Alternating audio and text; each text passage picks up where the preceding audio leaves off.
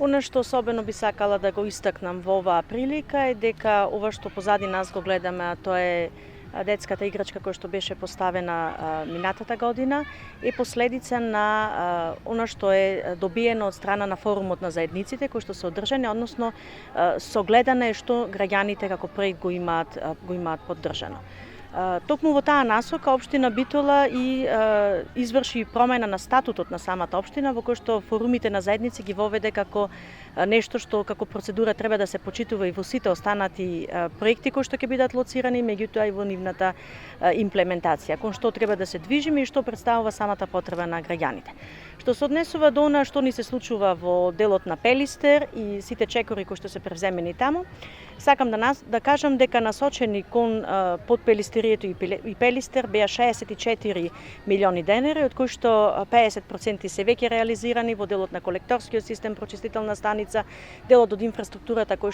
што е спроведен, остануваат да се реализираат останатите, но она што сакам промотивно тука да го кажам е дека со денешниот ребаланс на буџет се обезбедени средства за веќе обезбедената техничка документација и градежна дозвола за патот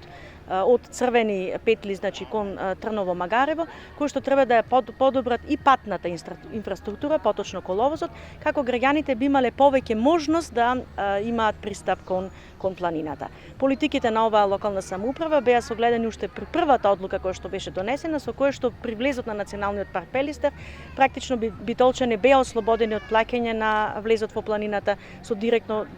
поставување, односно давање на буџетски средства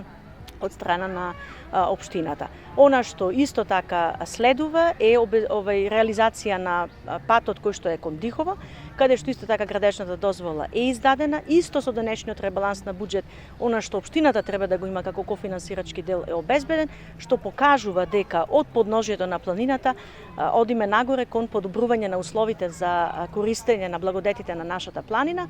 со кој битолчани можат да се гордеат, а одиме нагоре докаде ќе завршиме со оној дел со кој што министерот зачна, ќе покаже времето, меѓутоа остануваме во таа насока дека планината е на граѓаните, ничија приватна својина.